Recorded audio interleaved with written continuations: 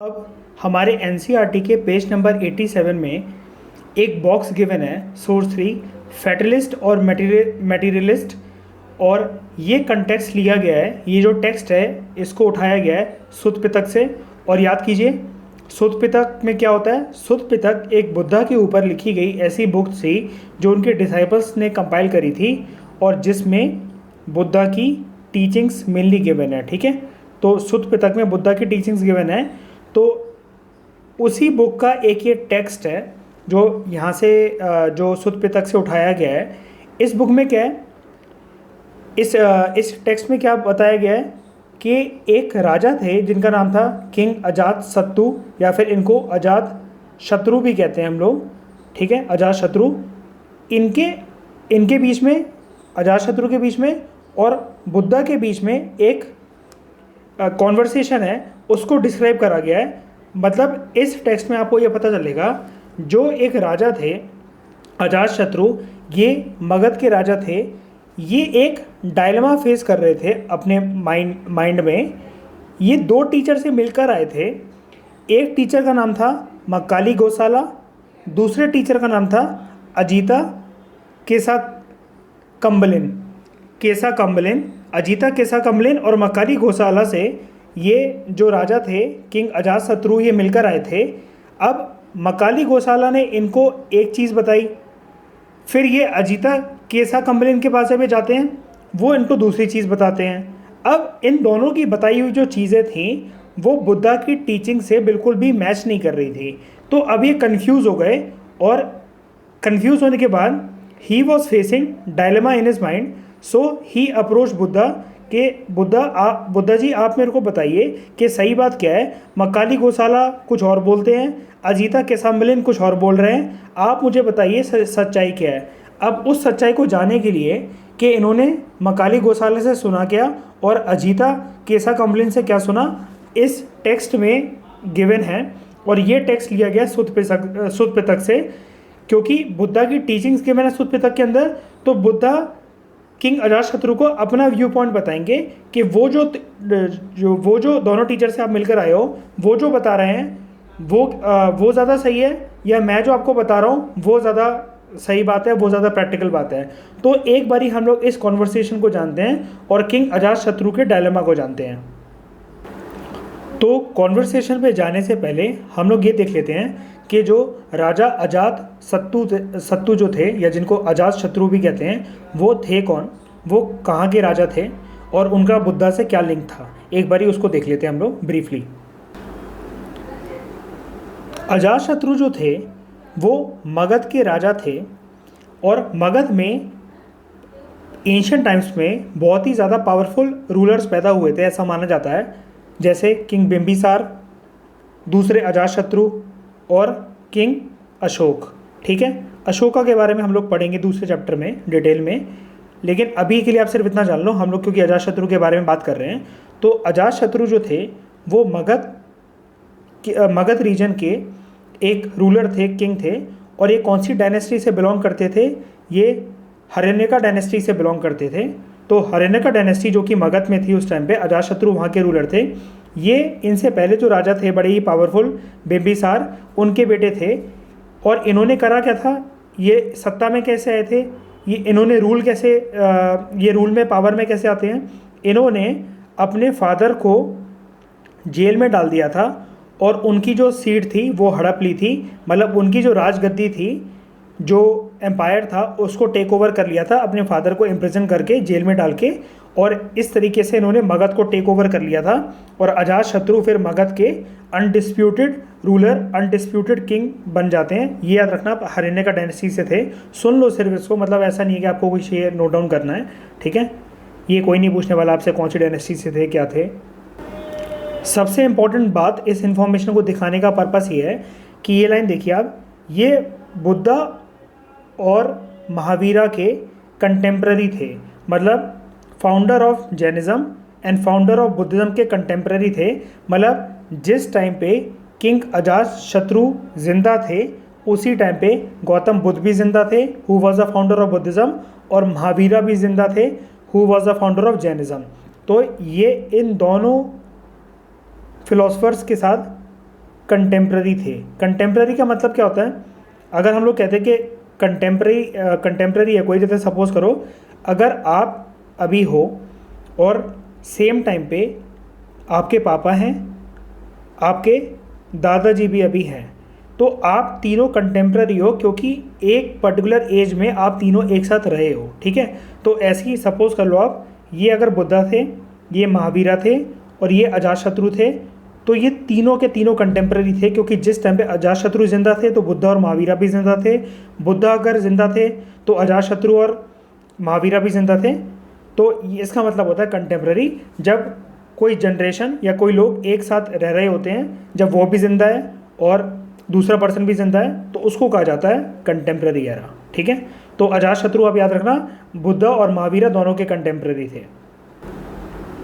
अब पहले के ज़माने में देखो, जो किंग, जो रूलर्स हुआ करते थे, वो बहुत ही ज़्यादा क्यूरियस रहते थे अलग अलग तरीके के सेंट्स, फिलोसफर्स और ऋषियों से मिलने में। मतलब ऋषि मुनि जो लोग होते थे या जो पूजा पाठ करने वाले लोग होते थे, उनसे सलाह लेते थे किंग। उनकी काफ़ी ज़्यादा रिस्पेक्ट होती थी किंग के द्वारा और ऐसे लोगों को काफ़ी ज़्यादा पूछा जाता था। तो किंग हमेशा टाइम टाइम पे अलग अलग टीचर्स, अलग अलग फिलोसफर्स, अलग अलग जो हाई रिलीजियस लेवल के जो लोग थे उनसे मिला करते थे, उनसे सजेशन लेने के लिए कि वो अपनी प्रजा को सुखी कैसे रख सकते हैं, वो खुद धर्म के मार्ग पर कैसे चल सकते हैं, क्या जो उनका रूल है वो जस्टिफाई है कि नहीं है। तो अब ये तो कोई ज्ञानी पर्सन ही बता सकता है ना, क्योंकि किंग तो देखो पूरे दिन जो है वो एम्पायर पे ध्यान दे रहा है। अब रिलीजन की बात पे क्या सही है क्या गलत है, तो ये तो एक जो पढ़ा लिखा जो फिलोसफर या कोई रिलीजियस लीडर है वही तो बता सकता है ना। तो इसी क्यूरियोसिटी के साथ जो किंग अजातशत्रु थे, तो वो एक टीचर से मिलते हैं जिनका नाम था मक्काली घोष। ये जो आप स्क्रीन पे देख रहे हो यही है मक्काली घोष। इनसे मिलते हैं वो, और मक्काली घोष जो थे वो अब याद रखना, वो एक स्कूल ऑफ थॉट से बिलोंग करते थे जिसका नाम है आजीविका। ये हमारी एनसीईआरटी के अंदर क्योंकि वर्ड गिवन है इसलिए मैं आपको बता रहा हूँ। ये एक स्कूल ऑफ थॉट से बिलोंग करते थे, आजीविका। और ऐसा कहा जाता है, ऐसा माना जाता है कि आजीविका स्कूल ऑफ थॉट को अगर किसी ने इन्वेंट करा या फाउंड करा था तो ही वॉज मक्काली घोष। मतलब मक्काली घोष ने खुद इस स्कूल को फाउंड करा था। He was the first teacher of this school of thought. आजीविका सेट के बारे में तो हम जानेंगे पहले, लेकिन उससे पहले हम लोग ये जान लेते हैं कि जब अजातशत्रु, जब मक्काली घोष जो कि टीचर थे उस ज़माने के, जब उनसे मिलते हैं तो मक्काली घोष उन्हें क्या, गोसाला उन्हें क्या ज्ञान देते हैं। What teachings did Makkhali Gosala gave to Ajatashatru when he visited him. तो मक्काली घोष कहते हैं, आप यहाँ पर अपनी एनसीईआरटी के टेक्स्ट की तरफ देखो, आपको लाइन बाय लाइन में समझाता हूँ, ज़्यादा अच्छे से समझ में आएगा। मक्काली घोष अजातशत्रु को बताते हैं कि एक जो ज्ञानी पर्सन होता है वो इस होप में रहता है कि अगर वो पेनेंस करेगा, पेनेंस का मतलब होता है, इसको हिंदी में कहते हैं पश्चाताप करना। और आप पश्चाताप किस चीज़ के लिए करते हो? जब आप कोई आपसे गलती हो गई होती है और उस गलती के लिए आप जब सॉरी फील करते हो, उसको हम लोग कहते हैं पश्चाताप। ठीक है, जब आपसे कोई गलती हो गई, आपने कोई पाप कमिट कर दिया और आपका मन जानता है कि आपसे कोई बहुत बड़ी गलती हो गई है, तो जब आप सॉरी फील करते हो उसको हम लोग कहते हैं पश्चाताप करना। तो मक्काली गोसाला इनको बताते हैं अजातशत्रु को कि एक जो ज्ञानी इंसान होता है, वाइज पर्सन होता है, वो हमेशा इस होप में रहता है कि अगर वो पश्चाताप करेगा, जो उससे बुरे काम हो गए हैं, तो उसके जो कर्मा का व्हील है, कर्मा का चक्र है, वो अच्छा हो जाएगा, राइट डायरेक्शन में चल पड़ेगा। मतलब ही विल गेन कर्मा का मतलब है कि अब उसके कर्म अच्छे डायरेक्शन में जाने लगेंगे, अब उससे कोई भी गलती नहीं होगी। और दूसरे ऑन द अदर हैंड अगर लोग बात करें दूसरी साइड पे, तो वो कहते हैं जो एक मूर्ख इंसान होता है, फुलिश पर्सन जो होता है, वो भी इसी होप में बैठा रहता है कि अगर मैं पेनेंस करूँगा, मैं अगर पश्चाताप करूँगा, तो मेरे जो बुरे कर्मा है जो हैं वो कट जाएंगे। समझ गए? वाइज पर्सन इस होप में बैठा रहता है कि मेरे पश्चाताप करने से मेरे जो कर्मा है, अच्छे कर्मा हैं, वो मेरे को मिलेंगे। और मूर्ख पर्सन इस उम्मीद में बैठा रहता है कि मेरे पश्चाताप करने से मेरे जो बुरे कर्म हैं वो कम हो जाएंगे। मक्काली घोष एक नेगेटिव टोन के साथ बात करते हुए कहते हैं कि वो दोनों कुछ भी कर लें, कुछ फ़र्क नहीं होने वाला उससे। क्यों फ़र्क नहीं होने वाला? Because according to Makkhali Gosala, pleasure और जो पेन है, इंसान के जीवन में जो सुख है, चाहे वो दर्द है, उसको चेंज नहीं करा जा सकता। मतलब हर कोई अपने एक डेस्टिनी के साथ बॉर्न हुआ है, जिसको ये कहते थे नियति। मतलब हर कोई एक प्री डिटरमाइंड डेस्टिनी के साथ बॉर्न हुआ है। मतलब किस्मत में जो लिखा है वो तो आपको मिल ही रहेगा। आप कुछ भी नाटक कर लो कि मैं पश्चाताप कर रहा हूँ, मैं सॉरी फील कर रहा हूँ, मैं ज़्यादा पूजा पाठ करूँगा तो जो मेरी लाइफ है वो अच्छी हो जाएगी, तो ऐसा कुछ नहीं होने वाला। अकॉर्डिंग टू मकाली घोष, वो नेगेटिव टोन के साथ बोलते हुए कहते हैं कि ये जो संसार है, मतलब ट्रांसमाइग्रेशन है, मतलब आपकी जो पूरी लाइफ का जो चक्र है, उसमें जो भी कुछ अगर आप लिखवा कर आए हो, जो भी आपकी डेस्टिनी में लिखा हुआ है, वो तो आपके साथ होकर ही रहेगा। फिर चाहे आप उस चीज़ को कम करने के लिए या बढ़ाने के लिए कुछ भी कर लो, उससे कोई फ़ायदा नहीं। देखो ये कहते हैं it can neither be lesson और इंक्रीज। मतलब आपके जो कर्म हैं उनको ना तो कम करा जा सकता है ना बढ़ाया जा सकता है। जो आपकी डेस्टिनी में लिखा है वो तो आप भोगोगे ही, ठीक है, वो तो आप भुगतोगे ही। तो चाहे बेवकूफ़ इंसान हो या ज्ञानी इंसान हो, मतलब फुलिश पर्सन हो, चाहे वो वाइज पर्सन हो, वो अपने अपने रास्ते पर चलकर कितनी भी चाहे कोशिश कर ले अपने लाइफ में दुख को ख़त्म करने के लिए, उनका जो एफर्ट है वो वेस्ट होगा। बिकॉज संसार की साइकिल में, ट्रांसमाइग्रेशन में, मतलब लाइफ की साइकिल में, ये प्लेजर और पेन को किसी भी तरीके से ऑल्टर नहीं करा जा सकता। प्लेजर और पेन को किसी भी तरीके से कम नहीं करा जा सकता। They cannot be altered according to Makkhali Gosala. अब अजातशत्रु ने जब इनसे मिलते हैं तो इनकी ये वाली बात सुनी, ठीक है। अब नेक्स्ट टीचर की तरफ बढ़ने से पहले जिस तरीके की बातें मकाली गोसाल करते हैं, तो हमने अभी अभी देखा था कि इस स्कूल ऑफ थॉट को कहते हैं हम लोग अजीविकास, ठीक है। इस स्कूल ऑफ थॉट को कहते हैं हम लोग अजीविकास। तो अगर आप यहाँ पर देखो, इधर देखिए, फर्स्ट टीचर जो थे, और फर्स्ट टीचर वो किन से मिलते हैं, वो मिलते हैं मकाली गोसाला से। तो जो फर्स्ट टीचर जो थे वो आजीविका ट्रेडिशन से बिलोंग करते थे, और आजीविका ट्रेडिशन को एक और नाम से जाना जाता है फेटलिस्ट। कौन होते हैं फेटलिस्ट, या जिसको हम लोग आजीविकास कहें? जो ये मानते हैं कि आपकी लाइफ में हर एक जो चीज़ है वो प्री डिटरमाइंड है, पहले से लिखी गई है।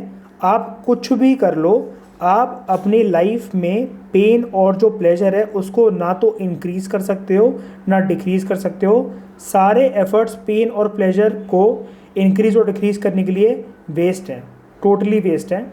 ऐसा आजीविका स्कूल ऑफ थॉट मानता है, और इसी आजीविका स्कूल ऑफ थॉट को हम लोग मॉडर्न टाइम में कहते हैं, जो ऐसी थिंकिंग वाले लोग होते हैं, फेटलिस्ट। आपने सुना भी होगा, कई लोग जो होपलेस बहुत ज़्यादा होते हैं वो ऐसी बातें करते हैं कि कुछ भी कर लो कोई फ़ायदा नहीं होगा इस चीज़ से। या जो एथीस्ट होते हैं तो वो भी ऐसी बातें करते हैं कि कितनी भी पूजा पाठ कर लो कोई फ़ायदा नहीं होने वाला, जो लिखवा कर लाए हो तुम अपने पिछले जन्म के कर्मों से वो तुम भोगोगे ही भोगोगे, ठीक है। तो इसी तरह की कुछ जो बातें होती हैं वो आजीविका स्कूल ऑफ थॉट करता था। अब हम लोग अगर बात करें कि आजीविका सेट के लोग जो थे, आजीविका जो ग्रुप के लोग थे, वो ऐसी बातें करते क्यों थे? क्योंकि ये लोग नास्तिक थे, ठीक है। हेटेरोडॉक्स स्कूल माना जाता है ये इंडियन फिलॉसफी का। इंडियन फिलॉसफी के अंदर वैसे जो एंशिएंट इंडियन फिलॉसफी है 6 स्कूल्स होते हैं, खैर उसके बारे में हम लोग बाद में बात करेंगे, लेकिन अभी के लिए आप इतना समझ जाओ ये लोग नास्तिक थे। नास्तिक स्कूल ऑफ थॉट ये माना जाता है। नास्तिक क्या होता है? जो गॉड में जो बिलीव नहीं करता है, ठीक है, जो ये मानता है कि गॉड जैसी कोई चीज़ नहीं होती है, उसको हम लोग कहते हैं नास्तिक, ठीक है। तो आजीविका स्कूल ऑफ थॉट वो नास्तिक स्कूल ऑफ थॉट था। और मकाली गोसाला, आप नाम याद आप ये एक चीज़ याद रखना कि ये ना गौतम बुद्धा के और महावीरा के कंटेम्प्रेरी थे। जैसे हमने देखा कि अजातशत्रु जब गौतम बुद्धा थे और महावीरा थे उनके साथ थे जब वो जिंदा थे, तो ऐसे ही मकाली गोसा भी उसी टाइम के हैं जिस टाइम के बुद्धा जी हैं और महावीरा जी हैं, ठीक है। तो ये आप याद रखना। दूसरी इंपॉर्टेंट बात यहाँ पर क्या है कि ये जो आजीविका स्कूल ऑफ थॉट था ये मेजर राइवल था वैदिक रिलीजन का। जो हमने देखा वेदास में जो बातें लिखी हुई हैं उसको नहीं मानते थे। बुद्धा ने जो बातें कही ये उनमें बिलीव नहीं करते थे। इवन महावीरा जो ये कहते थे ये उनमें बिलीव नहीं करते थे, ठीक है। इसलिए ये नया आप कह सकते हो कि ये काउंटर मूवमेंट था एक तरीके से। ये एक तरीके से काउंटर मूवमेंट था। मतलब बुद्धा महावीरा जो भी बातें कह रहे हैं उनको नहीं मानते थे, और वैदिक रिलीजन में जो बातें लिखी हुई हैं जो हमने देखा ऋग्वेद यजुर्वेद सामवेद सामवेद, अथर्ववेद, इवन उपनिषद जो हैं, तो उसको हम लोग कहते हैं वैदिक रिलीजन। तो वैदिक रिलीजन में जो भी ज्ञान दे रखा है, अगर आप इसको नॉर्मल कहो तो हिंदुज़म की बातों में बिलीव नहीं करते थे, बुद्धिज़्म की बातों में बिलीव नहीं करते थे, जैनिज़्म की बातों में बिलीव नहीं करते थे। इन्होंने अपनी ही एक स्कूल ऑफ थॉट बनाया था जिसको हम लोग कहते हैं नास्तिक या फिर हेटेरोडॉक्स स्कूल ऑफ थॉट, और इसी नास्तिक और heterodox of school of thought को कहा जाता है आजीविकास। ठीक है, यही है आजीविका। तो आई होप आजीविका के बारे में आपको पता लग गया होगा, पूरा डिटेल से काफ़ी बात करी हमने इसके बारे में। तो अगर यहाँ पर आप देखो तो आपको एक क्लैरिटी और मिल जाएगी कि आजीविका ये मानते थे, ये बिलीव करते थे कि पर्सन की जो डेस्टिनी या जो फेट है, जिसको मैं आपको बता रहा था कि इसे नियति कहते हैं, पर्सन की जो डेस्टिनी या फिर जो फेट है वो कम्प्लीटली इंडिपेंडेंट है पर्सन के एक्शन से। मतलब पर्सन अपनी मन की खुशी के लिए चाहे जो मर्जी एक्शंस कर ले, एक्शन का मतलब क्या है, वो पूजा पाठ कर ले या जो हमने देखा कि वो पेनेंस कर ले, मतलब पश्चाताप कर ले, लेकिन उसकी डेस्टिनी में, उसके फेट में जो चीज़ लिखी हुई है, उसकी नियति में जो भी चीज़ है, उसकी किस्मत में जो भी चीज़ है, वो तो उसके साथ होकर ही रहेगा, चाहे वो फिर कुछ भी कर ले। और दूसरा पॉइंट हमने डिस्कस करा था, ये जो आजीविका स्कूल ऑफ थॉट है, ये काउंटर स्कूल था। It was in contrast to Hinduism, Buddhism और जैनिज़्म। ठीक है, और आजीविकास हमने ये भी देखा कि इनको फैटलिस्ट स्कूल ऑफ थॉट कहा जाता है। देवर स्ट्रिक्ट फैटलिस्ट, मतलब ये कर्मा में और फ्री विल के कंसेप्ट में बिलीव नहीं करते थे। फ्री विल के कंसेप्ट में मतलब क्या? फ्री विल का मतलब जैसे मैं अपनी इच्छा से कुछ करना चाह रहा हूँ, तो ये आजीविका को फॉलो करने वाला जैसे कोई पर्सन होगा तो वो मेरे को कहेगा तुम अपनी इच्छा से कुछ भी कर ही नहीं रहे हो, एक्चुअली ये तो तुम्हारी डेस्टिनी में लिखा हुआ है, डेस्टिनी तुमसे तुम्हारी करवा रही है ताकि तुम एक पर्टिकुलर डायरेक्शन में मूव करो। ठीक है, तो इतने ज़्यादा आप सोच सकते हो कि कितने ज़्यादा एक्सट्रीम पे जाकर ये लोग बातें करते थे। और अगर पर्सनल अगर ओपिनियन मेरा माना जाए तो एक मिनट, ऐसे पर्सन को मैं आज के ज़माने में एक्सट्रीमली होपलेस पर्सन कहूँगा। ठीक है, और ये कर्मा के कंसेप्ट में बिलीव नहीं करते थे। ठीक है, कि इंसान कोई भी कुछ भी कर्म कर ले जो उसके साथ होना है फिर तो वो हो ही रहेगा। मैं एक्सट्रीमली होपलेस क्यों बोल रहा हूँ? फिर तो ऐसे फिर बुरे कर्म करते रहो, है ना। अगर ये कह रहे हैं, मैं पर्सनल ओपिनियन दे रहा हूँ, मतलब मैं कुछ क्रिटिसाइज़ नहीं कर रहा। अगर कर्मा का कंसेप्ट अगर ये मानते ही नहीं है तो, और ये बोल रहे कि जो होना है वो तो हो ही रहेगा, तो फिर कुछ भी करो, मतलब बुरे कर्म करो। ठीक है, और दूसरों को दुख पहुँचाओ, हार्म करो सोसाइटी को, क्योंकि अल्टीमेटली तो अगर मेरे को प्लेजर मिलना होगा तो वो मिल ही जाएगा कैसे भी कर्म करके, और दुख अगर लिखा होगा तो वो वैसे भी मिलकर रहेगा चाहे मैं जितने अच्छे कर्म कर लूँ। तो ऐसा आजीविका कहते थे, ये इनका ओपिनियन था। तो हमने देखा आजीविका स्कूल ऑफ थॉट जो थे वो एक टीचर ने फाउंड करा था, मकाली गोसाला, और अजातशत्रु इनके पास ये ज्ञान सुनकर आते हैं। ठीक है, अब अजातशत्रु जब इनके पास ये ज्ञान सुनकर आते हैं मकाली गोसाला के पास, तो ये सेटिस्फाइड नहीं होते हैं। अब सेटिस्फाइड ना क्योंकि एक इन्होंने थॉट तो पकड़ लिया टीचर से, इनको कुछ टीचिंग्स मिल गई, लेकिन हमने देखा पुराने टाइम के जो राजा महाराजा थे देवर एक्सट्रीमली क्यूरियस, ताकि वो और ज़्यादा डाइवर्स ओपिनियन को जाने और बेस्ट टू बेस्ट हर चीज़ से एक्सट्रैक्ट करें। तो इनसे सेटिस्फाइड होकर या अगर हुए भी होंगे तो हम नहीं जानते उस चीज़ को, लेकिन अभी क्योंकि हम एक स्टोरी की तरह इस चीज़ को पढ़ रहे हैं तो हम ये मान लेते हैं कि इनसे सेटिस्फाइड अजातशत्रु नहीं हुए। तो अब वो दूसरे टीचर के पास जाते हैं जो कि एक फिलोसफर थे जिनका नाम था अजीता केसाकम्बलिन। तो दूसरे टीचर के पास अब वो जाते हैं जो कि एक फिलोसफर थे जिनका नाम था अजीता केसाकम्बलिन। ठीक है, और अजीता केसाकम्बलिन जो थे, जैसे मकाली गोसाला जो थे वो हमने देखा वो आजीविका स्कूल ऑफ थॉट से थे, जिसको हम लोग फैटलिस्ट भी कहते हैं। ऐसे ही सिमिलर वे में जो अजीता केसाकम्बलिन थे उनको हम लोग कहते हैं लोकायत स्कूल ऑफ थॉट, जिसको मॉडर्न टाइम्स में हम लोग मेटीरियलिस्ट स्कूल ऑफ थॉट भी कहते हैं। तो आप समझ गए, अगर जो फैटलिस्ट स्कूल है तो वो आजीविकास है, और जो मेटीरियलिस्टिक स्कूल ऑफ थॉट है उसको हम लोग एंशिएंट लैंग्वेज में कहते हैं लोकायत।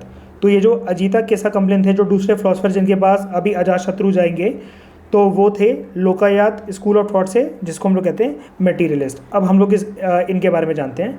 इनकी एक्चुअली कोई फ़ोटो नहीं मिली मेरे को, तो अजीता केसाकम्बलिन की कोई फ़ोटो नहीं है। ये उस टाइम पे जो टीचर थे तो इनकी कोई भी ना मूर्ति है ना कोई फ़ोटो बची हुई है। इनकी सिर्फ टीचिंग्स के बारे में हल्का फुल्का जिक्र गिवन है, तो इनकी कोई भी इमेज या कुछ वो है नहीं कहीं पर भी अवेलेबल। इनके बारे में ये इन्फॉर्मेशन गिवन है। अगर बिल्कुल बेसिक इन्फॉर्मेशन की बात करें तो एंशिएंट इंडियन फिलोसफर थे, ये तो हमने जान लिया। अजीता केसा कम्बलिन, और ये फर्स्ट सपोर्टर माने जाते हैं। He was a first propagator and supporter of Indian materialism. ठीक है, इंडियन मेटेरियलिज्म। और इंडियन मेटेरियलिज्म को हमने देखा एक स्कूल के नाम से हम लोग जानते हैं, लोकायात स्कूल ऑफ थॉट। और लोकायात स्कूल ऑफ थॉट को ही पुराने ज़माने में हम लोग कहते थे चरवाक फिलॉसफी। तो मैंने आपको बता रहा था मैं कि 6 इंडियन फिलॉसफी के स्कूल्स हैं, तो उनमें से एक है चरवाक। दूसरा हमने देखा जैसे जो अजीविकास थे, तो इसी तरीके की कुछ एंशिएंट टाइम में जो फिलॉसफीज़ थी, तो उनमें से एक फ़िलॉसफी थी चरवाक स्कूल ऑफ थॉट, जिसको हम लोग लोकायात भी बोलते हैं। ठीक है, और ये भी चीज़ आप याद रखना। दूसरी इंपॉर्टेंट बात, सिमिलर टू मक्काली गोसाला, अजीता केसा कम्बली भी बुद्धा और महावीरा के कंटेम्प्रेरी थे। मतलब जब हमने देखा कि जो मक्काली गोसाला जी जो थे, जिनके पास पहले अजातशत्रु जाते हैं, वो भी बुद्धा और महावीरा जब जी रहे थे तो वो उस टाइम पे वो भी ज़िंदा थे। सिमिलरली अजीता केसा कम्बली भी बुद्धा और महावीरा जी के टाइम पे ज़िंदा थे, मतलब ही वॉज ऑल्सो कंटेम्प्रेरी। ठीक है, अब इन फिलोसफर की जो टोन थी वो भी मिलती जुलती थी मक्काली गोसाला से, जिससे अजातशत्रु पहले मिलकर आए थे। तो ये जो फिलोसफर थे ये अजातशत्रु को बोलते हैं, देखो राजा, गरीबों की हेल्प करना, जिसको हम लोग कहते हैं आर्म्स। आर्म्स का मतलब होता है पुअर पीपल की हेल्प करना। तो पुअर पीपल की हेल्प करना या उनके लिए किसी भी तरह का सेक्रीफाइस करना या उनको कुछ भी दान देना, ये सब बकवास चीज़ें हैं। There is no such thing as arm sacrifice और ऑफरिंग्स। दूसरी बात ये बोलते हैं इनसे कि आफ्टर वर्ल्ड जैसी कोई चीज़ नहीं होती है, आफ्टर वर्ल्ड जैसी कोई चीज़ नहीं होती है। और ये इवन इनफैक्ट आप ये देखो इस एक्सट्रीम तक जाकर बोलते हैं there is no such thing as this world और द नेक्स्ट। मतलब ये दुनिया भी कुछ नहीं है, मोह माया है सब जो आपको दिख रही है अपने आसपास, आंखों का भ्रम है ये सिर्फ, और नेक्स्ट दुनिया की तो भूल ही जाओ, नेक्स्ट वर्ल्ड जैसी चीज़ कोई भी नहीं होती है। अजातशत्रु को आगे बताते हुए कहते हैं कि इंसान का जो शरीर है वो 4 एलिमेंट से, 4 तत्वों से बना होता है। जब इंसान मर जाता है तो ये जो चारों एलिमेंट्स हैं वो अर्थ में मिल जाते हैं। इंसान की बॉडी में जितना फ्लूइड होता है वो नदियों में बह जाता है, पानियों में मिक्स हो जाता है। इंसान की बॉडी के अंदर जो हीट होती है वो आग में समा जाती है। विंड एलिमेंट जो होता है वो एयर में मिल जाता है। और इंसान के लाइफ टाइम में जितने भी उसके पास सेंसेस होते हैं वो स्पेस में चले जाते हैं। अब इंसान अकॉर्डिंग टू अजीता केसा कम्बलिन, क्योंकि इन्हीं 4 एलिमेंट से बना होता है और इंसान के मरने के बाद ये चारों के चारों जो एलिमेंट्स होते हैं वो अर्थ में वापस मिल जाते हैं। ठीक है, तो नेक्स्ट वर्ल्ड में इंसान अपने साथ कुछ भी लेकर जाता ही नहीं है। ठीक है, तो ये ऐसी बातें बोलते थे। लास्ट चीज़ वो ये बोलते हैं, किसी भी इंसान को गिफ्ट देना, गिफ्ट का मतलब यहाँ पर क्या है, किसी भी इंसान की हेल्प करना। तो वो कहते थे कि हेल्प करना जैसे कोई चीज़ नहीं होती, हर कोई अपनी हेल्प खुद कर सकता है। हेल्प करना एक मूर्खों की निशानी है, एक मूर्ख पर्सन होता है वही किसी की हेल्प करता है। और ये एक झूठ है कि हेल्प करने से किसी का फ़ायदा होता है। कहते थे मूर्ख और जो ज्ञानी व्यक्ति है, फूल्स एंड वाइज दोनों एक जैसे ही होते हैं। ठीक है, क्यों होते हैं एक जैसे? क्योंकि एंड में दोनों मरी जाते हैं और उनका नामो निशान तक नहीं बचता है। ठीक है, तो कहते थे कोई फ़र्क नहीं पड़ता कि इंसान मूर्ख है या फिर बहुत ज़्यादा अक्लमंद है, एक दिन सबको मरना ही है और इस अर्थ में मिल जाना है। दोनों ही सर्वाइव नहीं करते डेथ के बाद, तो क्या फ़ायदा फिर किसी को ये कहने का कि एक इंसान मूर्ख है, एक इंसान बहुत ज्ञानी है। ऐसी बातें क्यों कर रहे हैं? क्योंकि ये फ़िलासफ़र हैं और फिलोसफिकल बातें ऐसी होती हैं, नॉर्मल इंसान के पल्ले नहीं पड़ती हैं। हम इस चीज़ को समझने बैठेंगे तो एग्ज़ाम निकल जाएगा, लेकिन ये बातें समझ में नहीं आएंगी। देखो फिलोसफिकल बातें जो होती हैं ना, उनके ऊपर एंडलेस डिबेट हो सकती है। तो सिर्फ आपने सुन लिया एक बारी कि ओपिनियन देख लिया एक बारी, तो ये काफ़ी है। अब अजातशत्रु और भी ज़्यादा परेशान कि मक्काली गोसाला ने मेरे को कुछ और ज्ञान दिया, अजीता केसा कम्बलिन कुछ और कह रहे हैं। हाँ, एक चीज़ और कि जो अजीता केसा कम्बलिन थे, मैंने आपको बताया वो लोकायात स्कूल से थे और ये मेटेरियलिस्टिक स्कूल ऑफ थॉट है। तो जैसा अजीता केसा कम्बलिन ने जो नॉलेज दी, जो ज्ञान दिया अजातशत्रु को, वो उसको हम लोग कहते हैं इट वॉज अ मेटेरियलिस्टिक ज्ञान, ठीक है। तो लोकायत स्कूल ऑफ थॉट जिसके बारे में अभी हमने जाना, जिसको हम लोग चरवाक स्कूल भी कहते हैं, इस स्कूल में क्या होता है कि ये फिलोसफिकल स्कूल ऑफ थॉट है मेटेरियलिज्म का, और ये किन किन कंसेप्ट्स में बिलीव नहीं करते हैं, जैसा कि हमने देखा अजीता केसा कमलिन की बातों से, आफ्टरवर्ड जैसी कोई चीज़ नहीं होती, कर्मा का कोई कंसेप्ट नहीं होता, मोक्ष की कोई प्राप्ति नहीं कर सकता, मतलब मोक्ष जैसी कोई चीज़ नहीं होती, और ये वेदास जैसे सेक्रेड स्क्रिप्चर्स में यकीन नहीं करते थे। तो आप ये कह सकते हो बोथ मकाली गोसाला और अजीता केसा कमलिन, मतलब बोथ आजीविकास और लोकायत, वो तीन चीज़ों में विश्वास नहीं करते थे, हिंदुज़म, बुद्धिज़्म और जैनिज़्म। दोनों ही फिलोसफर्स को, दोनों ही स्कूल ऑफ थॉट को इन तीनों में यकीन नहीं था। वेदास की अथॉरिटी इन्होंने रिजेक्ट कर दी कि वेदास में जो चीज़ें लिखी हुई हैं वो बकवास हैं सर, ठीक है। अब वेदास में ऐसी बातें तो लिखी जाती हैं, और बुद्धिज़्म और जैनिज़्म भी तो इनके ऊपर बिलीव करते हैं कि आफ्टरवर्ड होता है, इंसान को कर्म करने चाहिए। तो बुद्धा इतना क्यों समझा रहे हैं, मतलब इतने लोगों को क्यों वो कह रहे हैं कि अपने एक्शंस राइट रखो, सोच समझ कर बोलो, किसी को दुख मत दो। अब बुद्धा अगर यही बातें कर रहे होते तो वो भी ये बोलते थे कि कुछ भी करना है वो करते रहो, जो आपकी किस्मत में लिखा होगा वो तो आपको वो मिल के ही रहेगा, आप कितना भी अच्छा कर्म कर लो, अगर दुख लेके होंगे तो दुख तो आपको मिलेंगे ही मिलेंगे। लेकिन बुद्धिज़्म और जैनिज़्म में ऐसी कोई भी बातें नहीं करी किसी ने भी। तो but opposite to Buddhism and Jainism and Hinduism, Lokayata school और आजीविका स्कूल क्या मानते हैं कि आफ्टरवर्ड जैसी कोई चीज़ नहीं होती, कर्मा का प्रिंसिपल कुछ नहीं होता, मोक्ष जैसी कोई चीज़ नहीं होती, वेदास बिल्कुल फालतू हैं, और बुद्धिज़्म और जैनिज़्म के अंदर जितनी भी टीचिंग्स गिवन हैं वो भी बिल्कुल वेस्ट हैं, ठीक है। अब क्योंकि ऐसी बातों के ऊपर देखो, जो मेजर जो जनता थी उस टाइम पे, जो बुद्धिज़्म और जैनिज़्म से इन्फ्लुएंस थी, इवन हिंदुज़्म से इन्फ्लुएंस थी, वैदिक ट्रेडिशन से, वो यकीन तो करेंगे नहीं इनकी बातों पे बहुत ज़्यादा टाइम तक। मतलब बहुत ज़्यादा आने वाली जनरेशन ने जो आजीविका स्कूल ऑफ थॉट था और जो लोकायत स्कूल ऑफ थॉट था, मतलब फैटलिस्ट और मेटेरियलिस्ट की बातों पर ज़्यादा यकीन करानी, इसी वजह से जो ये दोनों ट्रेडिशंस थे ये आगे जाके सर्वाइव नहीं कर पाए। और जितनी इन्फॉर्मेशन हमने डिस्कस करी, इसी के आसपास इतनी ही इन्फॉर्मेशन हिस्ट्री में गिवन है इन दोनों स्कूल्स के बारे में। फर्दर इन्फॉर्मेशन इसलिए नहीं है गिवन क्योंकि आगे इनके कोई डिसाइपल्स या बहुत ज़्यादा जनरेशन्स इमर्ज नहीं होकर आ पाई। समझ गए आप? तो देखिए यहाँ पर लाइन लिखी भी हुई है हमारे टेक्स्ट में कि इन ट्रेडिशन से जो भी टेक्स्ट थे वो सर्वाइव कर ही नहीं पाए। और सर्वाइव क्यों नहीं कर पाए? क्योंकि आजीविका स्कूल ऑफ थॉट के और लोकायत स्कूल ऑफ थॉट के ज़्यादा फॉलोअर्स आने वाले टाइम में बने ही नहीं। अब जब फॉलोअर्स बने ही नहीं तो किसी ने कुछ ज़्यादा लिखा ही नहीं उनके बारे में, इसलिए आने वाले टाइम में सर्वाइव नहीं कर पाए। और इनके बारे में जितना भी हमें जानने को मिलता है वो दूसरे ट्रेडिशन से जानने को मिलता है, मतलब हिंदुज़म, बुद्धिज़्म और जैनिज़्म में ही। मतलब अगर हम लोग बात करें तो बुद्धिज़्म और जैनिज़्म में ही ज़्यादातर लिखा हुआ है आजीविकास और लोकायत के बारे में, बाकी तो कहीं भी कुछ भी गिवन नहीं है।